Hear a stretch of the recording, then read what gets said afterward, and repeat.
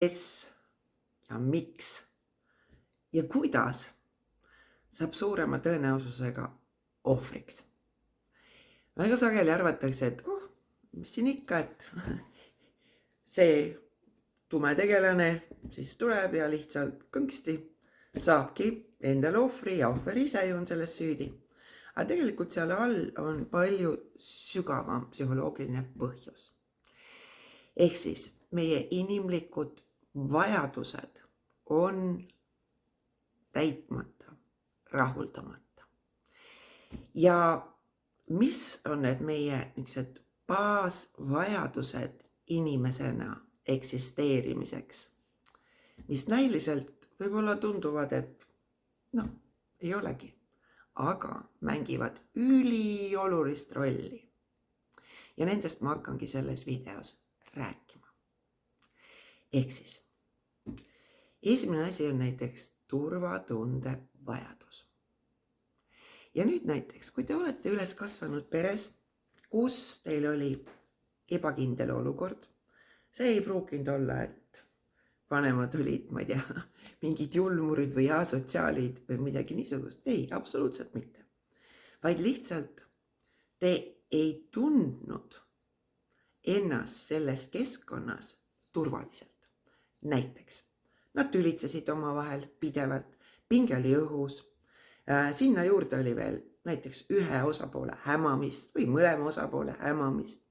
Olid teemad, millest ei räägitud kunagi, aga need olid õhus.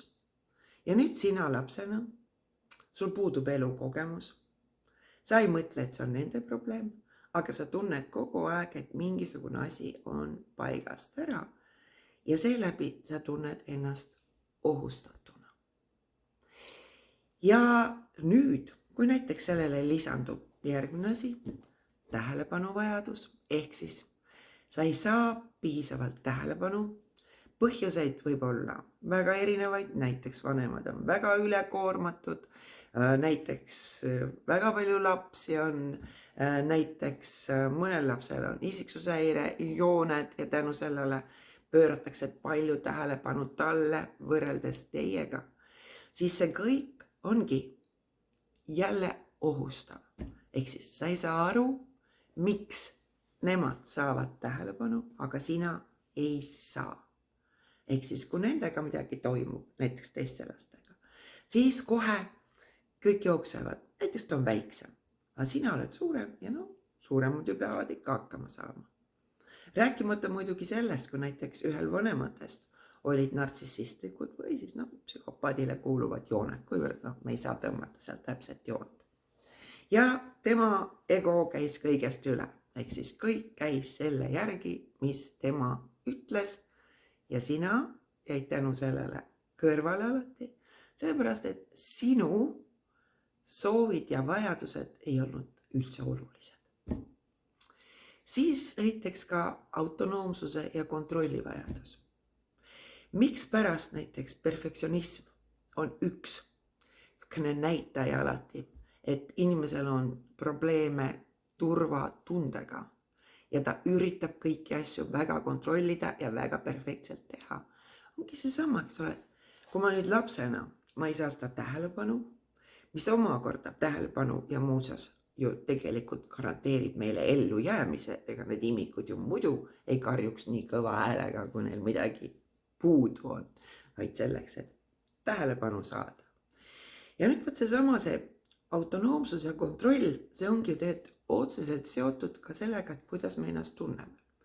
Aga kui näiteks need samad kontrollifriigid olid su vanemad, siis ta lihtsalt jäetakse nagu kõrvale, võiks öelda. Kõrvale mis mõttes? Selles mõttes, et sulle öeldakse, mida sa võid ja sulle öeldakse, mida sa ei või ja kõik käib selle reegli järgi, mida siis sulle peale surutakse.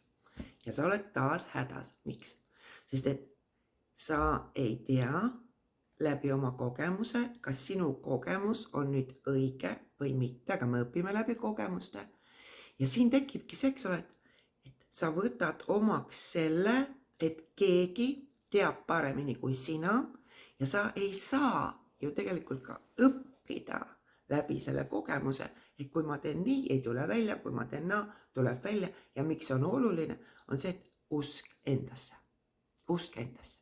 Läbi kogemuse ma saangi selle, et ahaa, ma teen nii, see tähendab seda, et ma suudan midagi. Või kui mul ei tule välja, järelikult ei saa teha seda niimoodi. Aga kui nüüd on see, eks ole, et kogu aeg väljaspoolt määratletakse, et mis puhul sa oled hea, ehk siis sinu kogemus ei loe, vaid välised hinnangud määravad, kas see, mida sa tegid, on hea või halb.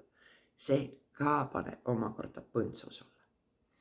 Ja nüüd ongi sealt seesama perfektsionism saabki iseenesest ju alguse. Ehk siis sa lähtud välistest kriteeriumitest, mitte oma kogemusest. Sa toetud nende hinnangule, mitte sellele, mis sa ise oled teinud. Ja lisaks on ka see, eks ole, et sa kogu aeg tunned, et sa oled ebatäiuslik. Et ükskõik kui palju sa ei proovi, sul ikka ei tule see asi nii nagu peaks. Kuigi sa ise võid tunda, et jaa, mul tuli väga hästi välja, aga nüüd tuleb hinnang vilets. Ehk siis, mis paneb järjekordselt sinu sellise autonoomsuse ja sinu niisuguse arusaamise maailmast ka muuseas väga suure küsimärgi alla. Ka täiskasvanuna, see ei ole ainult lastena, see toimib niimoodi. Näiteks, te teete oma tööd väga hästi ja nüüd tuleb kõrvalt keegi, kes tegelikult võib tahta hoopis teie positsiooni ära kangutada ja seab kahtluse alla need teie oskused. Kas te üldse oskate, kas te üldse teate midagi ja nii edasi.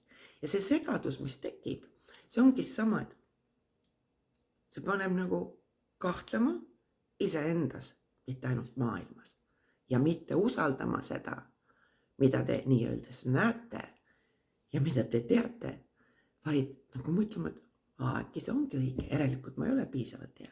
Ja nüüd omakorda hakkab see kõigutama teie usku endasse, mis pikema perioodi vältel hakkab teie identiteeti väga tugevalt mõjutama. Siis muidugi meil on emotsionaalse intiimsuse vajadus. See ei ole see lihtsalt, et kellegiga, ma ei tea, kokku saada ja seksida, see ei ole see, vaid see on lähedus. Ja hullemgi veel, et ma laseks ennast nii-edest kedagi endale lähedale, ma pean teda usaldama. Ja nüüd see usaldus, miks mängib suurt rolli? Sest me alguses, alati kui me saame kellegiga tuttavaks, rääkimata sellest, kui me oleme lapsed olnud, siis me usaldame. Või võõrastele me usaldame, miks paremini kõiki oma unistusi, kõiki oma hirme, sellepärast, et me teame, et potentsiaalselt me enam nendega ei kohtu ja me tunneme ennast vabamalt.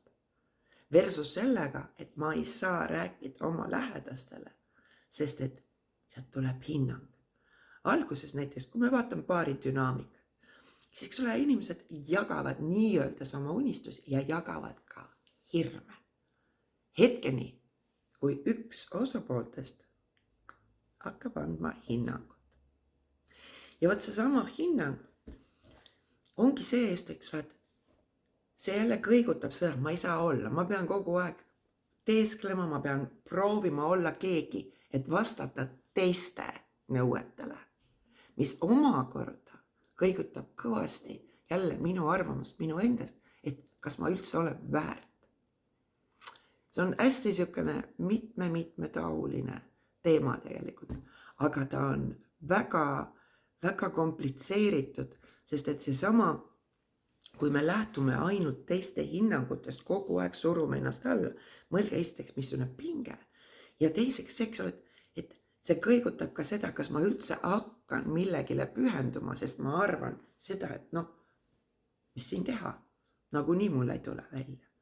Või veel, kui seal all käib manipulatsioon näiteks süütunde tekitamisega, siis sa mõtledki, et näed, ma olen süüdi, järelikult ma ei olegi ju väärt midagi paremat. Ja sa lepid selle olukorraga.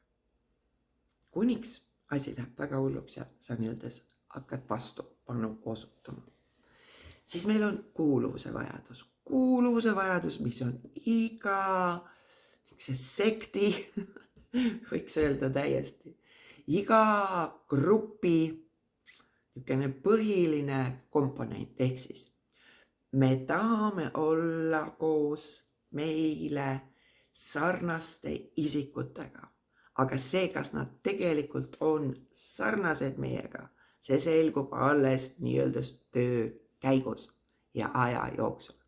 Aga alguses, miks pärast, ütleme, see sektikultuur nii hästi toimib, on just see, et ohver on näiteks, ta on üksildane, näiteks tal on emotsionaalsed vajadused täitmata, näiteks ta ei ole saanud piisavalt tähelepanu, näiteks keegi ei ole teda aktsepteerinud ja nüüd osavalt manipuleeritakse teda ja talle tundub, et vot see ongi nüüd see koht, kus kohas mina saan olla mina.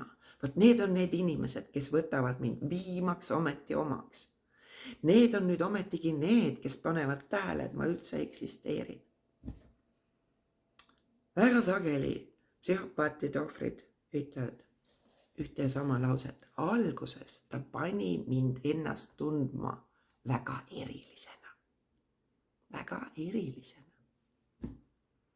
Ta pööras mulle tähelepanu. Ta hindas mind. Ta võib-olla näiteks võttis minu õlult nii-öeldes koorma, sest et kui te olete empaatiavõimeline, siis te ka kogu aeg üritate vastutada kõikide eest, ei pea vastutama teiste elude eest, välja arvatud väiksed lapsed. Aga te olete seda koormat kandnud ja nüüd tuleb siit mingisugune lahendus. Ta pakub teile nii-öeldes oma õlga. Kui te nüüd olete olnud nii-öeldes kogu aeg negatiivne, on kõik, mis te olete kuulnud, siis äkki korraga lisake harjumus. Ja nüüd ongi, meil see aju ju loob seda illusiooni kogu aeg reaalsusest. Kuidas me interpreteerime seda. Ja kui see sisend on piisavalt hea, ehk siis see kompliment on, sa oled nii eriline, oi, sa näed nii hea veel. Komplimendid alati on väga tugev mõjutusvahend. Nii et see on üks väga tugev mõjutusvahend. Siis samamoodi see privaatsuse vajadus. Privaatsuse vajadus, mis tähendab seda, et mul on ka võimalus jagada enda tundeid ja kogemusi. Ehk siis see on see, mis meid tõmbab nende poole, kes nii-öelda lõpuks ometi kuulavad meid. Kui inimene kogeb midagi väga, ütleme kas väga halba või väga head, siis ehk siis ükseid intensiivsemaid emotsioone, siis me tahame seda jagada. Ehk siis näiteks teil läks hästi ja te tahate seda jagada, sest et see on üks normaalne protsess, et me saame jagada. Aga kui te näiteks nüüd, ma ei tea, olete siis perekonnas, kus teil on olnud tumedad tegelaste joontega vanemad või kui te olete kooselus olnud taolise isikuga, siis saad aru, teil puudub see võimalus. Sest et nad võtavad esiteks kohe teie rõõmu ära, nii kui te lähete selle rõõmusõnumiga. Teiseks nad seavad kahtluse alla, näiteks selle sama, et mis siin ikka. Näiteks te lähete uudisega, et näed, ma sain selle positsiooni. Ma olen 10 aastat selle nimel töötanud, et saada see ametikoht endale. Või ma ei tea, et saada see diplom. Ja vastuseks tuleb mis? Palju õnne. Jaa, väga tore. Ma ei oleks kunagi arvanud, et sa seda suudad saavutada. Ja põmm, kõik. Teie rõõmust ei ole mitte midagi enam järgi. Ehk siis sellepärast ma räägin kogu aeg, olge ettevaatlik nendega, kes võtavad teie rõõmu ära. See on üli oluline. Teine näiteks, mis väga sageli ohvrid räägivad.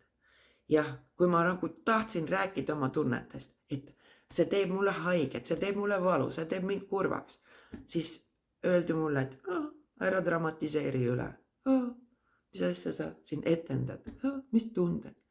Saage aru, nad ei saa aru teiste tunnetest. See on ülioluline.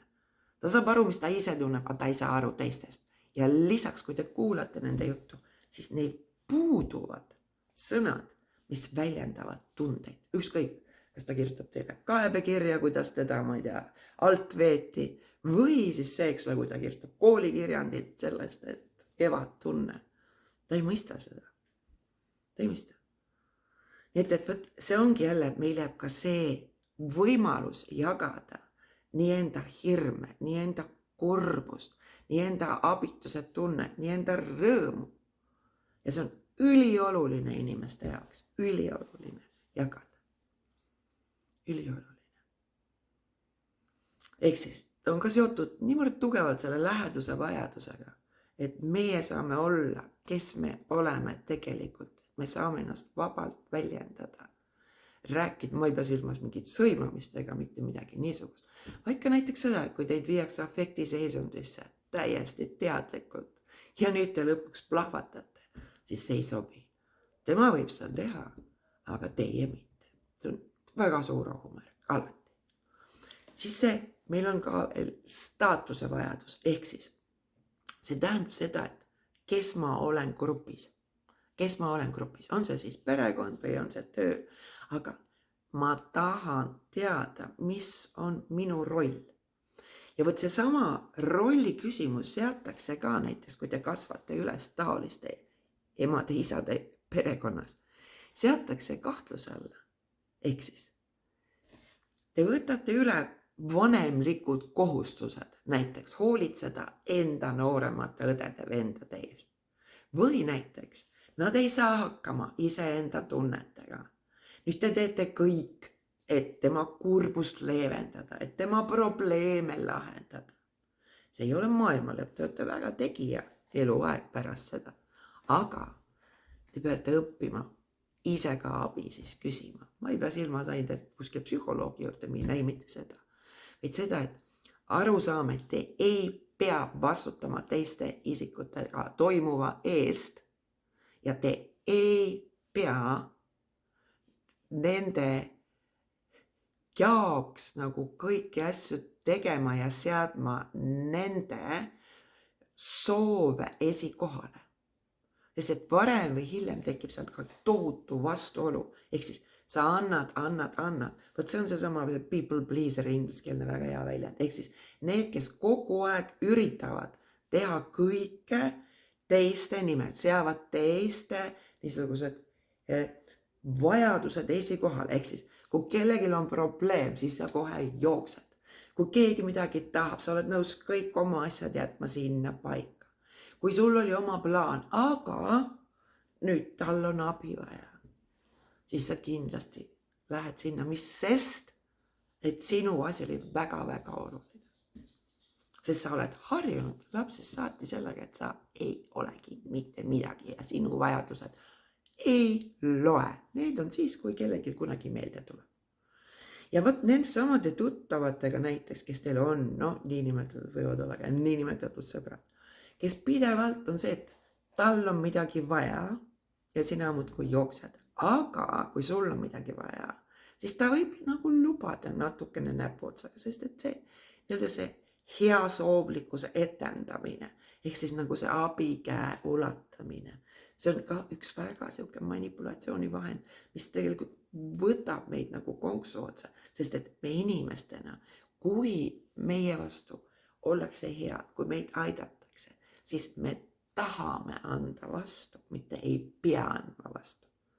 Aga nende jaoks on see nii-öelda see näiline hea tahtlikkus, see näiline see üks kõva relv teie vastu. Nii et vaadake, kui te nii-öelda nii natuke saate, aga nii palju peate andma vastu, siis on asi paigast ära järelikult. Ja võt seesama kompetentsuse ja saavutuse vajadus. Me oleme juba ehitatud niimoodi, et meil on vaja saavutusi, meil on vaja panna ennast proovile. See läbipõlemine, see on tavaliselt lihtsalt selles, et nii-öelda ressursid ja ootused on omavahel balansist ära. Ehk siis ressursid on väga väiksed ja ootused on väga suured, lähete paigast ära. Ja võt sealt tekib see, kui meil tegelikult ei ole väljakutseid, siis tekib probleem. Sest aju ei ole ehitatud niimoodi. Aju ei ole ehitatud. Aga see, mis meid motiveerib, on alati see, mis toimub meiega või mis on oluline meie lähedastele, mis parandab sisuliselt ka nii-öelda ka meie sellist, kuidas ma ütlen, igapäevaelu. Ehk siis, kui teised minu ümber on rõõmsad, siis on ka minul parem olla. Võt need on need asjad, mis meid motiveerivad. Aga kui te tunnete, et see on ainult peale surutud, et sa pead tegema seda sellepärast, et siis on ainult temal midagi head, siis läheb asi nagu paigast ära. Ja kui nüüd hakatakse nagu kõigutama seda teadlikult, et noh, kas need sinu oskused üldse midagi on väärt või et no jaa, tegid küll, aga noh jaa, võiks võib-olla ikka paremini. Lähed oma tunnistusega, kõik on 4-5. No jaa, võib-olla ikka võiks olla kõik 5. Teate, see ainult õõnestab eneseusku, mitte midagi muud, mitte midagi muud. Niisugused varjatud vihjed, niisugused peened nüansid, need kõik on alati, mis tegelikult ohumärgid. Siis seesama, kuna meil on nagu üks põhivajadus, vajadus olla vajalik. Vajadus olla vajalik. Miks? Sellepärast, et kui ma kuulun, siis ma olen ju sellele grupile millegi poolest vajalik. Ja nüüd seesama vajadus olla vajalik võib muutuda minu vastu manipulatsiooni taktikaks. Ehk siis teile tehakse selgeks, et kui teid ei oleks olemas, siis need asjad üldse ei toimiks. See on alguses. Aga pärast lihtsalt kasutatakse julmalt ära. Et seal tasub nagu mõelda, võib-olla sedapidi, et sa ei pea tõestama enda eksistentsi, sa ei pea tõestama, et sa oled väärt ainult juhul, kui sa oled täiuslik sellisena, nagu sa oled. Sa oled. Kui seda ei aktsepteerita, tasub mõelda, et äkki peaks vahetama seltskonda. Sest et muidu sa muutud nii-öeldes rahulolematuks kogu aeg iseendaga. See väsitab, sa tunned mingil hetkel apaatiat, mis viib täiesti depressioonini sind viia, sest et ükskõik palju sa ei proovi, ikkagi pole hea. Ikkagi on vähe, ikkagi on midagi viltu. Ja teile kogu aeg hakkabki tunduma, et kui ma veel nüüd selle tõkke sealt ületan, siis olen ma piisav. Ei ole. Te olete juba praegu. Lihtsalt on vaja selgelt mõelda, mis on teie jaoks oluline, teie jaoks, mitte nende jaoks. Vaja mõelda, mida te soovite siin elus ja hakata samme astuma enda soovi suunas. Mitte elada nende. Varem või hiljem see jookseb kokku. Väga sageli, kui te vaatate näiteks, ütleme lapsi, vanemad toovad nad sinna trenni, nüüd neil hakkab hästi minema, nii. Ja nüüd kogu aeg on seksuaalne, tegelikult ta tõi, kui ta tõi, seepärast, et tal endal näiteks oli seda, ise oli sellel alal enne mund, aga tal ei olnud saavutusi piisavalt. See ei olnud lapse valik, see ei olnud juhuslik valik, vaid see, et mina nüüd, ja nüüd ma hakkan realiseerima iseennast läbi tema. Aga tema ei taha seda. Vaid siis nii või teisiti tippu ei jõua. Miks? Sest et vastuseis tekib niivõrd tugev hetkel, kui ta juba on teismelise eas. Jumal tänatud, et see teismelise iga on välja mõeldud. See olidki mõeldud, et me läheme pesast välja. Ja aju teismelisus, nagu ma olen mitu korda öelnud, 11–24. Siis nad hakkavadki vastu. Ja siis ongi seksuaal. Tal see grupp on oluline, sest grupp on see, kuhu ta tahab kuuluda, sest see gruppi kuulumine tagab talle ellu jäämise. Et ta saaks ennast realiseerida. Aju nii. Ehk siis. Mõelge alati, kui te olete juba ohvriseisuks sattumas või kui teile tundub, et keegi hakkab teiega mitte väga headel eesmärkidel manipuleerima. Et mis on see, mis on minul puudu? Ja kui te märkate, et te tegelete perfektsionismiga, inimeste people pleaser, jälle inglise keeles on niivõrd hea väljend, ehk siis kõikide teiste soove seate endast nagu olulisemaks. Või see, eks ole, et kui te olete niisugune peatumatu tegutseja, kogu aeg midagi teete, maandate oma ärevust läbi selle, et kogu aeg ei saagi paigas istuda sellepärast, et siis ka seal all, mis tegelikult on puudu, sellistest põhivajadustest. Põhivajadused selleks, et ma inimesena saaksin eksisteerida ja meil on kõigil selleks õigus. Ja me oleme sellisena, nagu me oleme täiesti piisavad. Ja kui me läheme mingi asja suunas, mis meile meeldib, siis me seda ka saavutame. Me peame lihtsalt tegutsema hakkama. Sest et väga sageli ongi probleem, et meie identiteet on ära muudetud, kui me oleme olnud niisuguse manipulaatoriga koos pikema aja jooksul. Teid on pandud endas kahtlema, teid on pandud enda eesmärkidest üldse mitte mõtlema, teil on tehtud selgeks, et teie eksistents on ainult hinnatav läbi selle, mis on tema suhtumine ja nii edasi, nii edasi, nii edasi. Aga sellest ma veel räägin järgmistest loengutest. Ütlen veel, et kes tahab, ma maikuu lõpus teen eraldi loengu psühhopaatidest. Nii. Õigemini ohvritele, kuidas sellest välja tulla. Aga väga hea start on ma 5. mail teen 3 eraldi loengut. Mõtted ehk siis sellest, kuidas meie aju töötab, kuidas me langetame otsuseid. Ja kui me sellest hakkame aru saama, siis me hakkame aru saama ka sellest, mis on järgmine teema, identiteet. Identiteet ehk siis, kuidas see kujuneb ja miks on oluline ja kuidas seda muuta. Ja 3. loeng on teemal eesmärgid. Kuidas saavutada, mitte seda, et ainult paremat, ma ei tea, tulemustööl, vaid seda, et kuidas ka elus, kui teil on midagi puudu, kuidas seda hakata seal nii-öelda paika saama. Ehk siis 3. teema on eesmärkidest, struktureeritud lähenemisviisist, see ei ole ainult tööga seonduv. Võtke ja registreeruge sinna, ma soovitan, sealt on hea alustada, sellepärast et mida paremini me hakkame aru saama, mis meil 2 kõrva vahel toimub, märkama mõtteid enda peas, saama aru sellest sisemonoloogist, mis kogu aeg mõjutab, sellest, kui palju sellest üldse on meie oma, sellest samast identiteedist, et hinnang on tavaliselt väliste faktorite pealt üles ehitatud. Ja seda, et kuidas me saame välja sellest ja tagasi nii-öelda usu endasse, et hakata edasi liikuma. See kõik on võimalik, aga see ei käi plõks. See tahab saada aega, sest et aju on teil harjunud teatud viisil mõtlema ja seeläbi te ka teatud viisil olete harjunud tegutsema. Aga et seda muuta, on vaja tekitada harjumus läbi korduste. Aga kõik on võimalik. Nii et võtke oma elu tagasi. Ega seal ei ole midagi nii keerulist. Ma ütlen teile täitsa kindlalt, see on võimalik.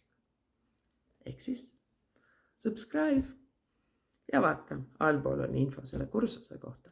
Ja kui tahad ainult seda, kuidas psühhopaadi võrgust välja tulla, siis pane info@Body Language Academy meil, panen kirja sind ja siis, kui ma seda loengut teen, anname teada eelnevalt meili teel. Aitäh teile ja jõudu!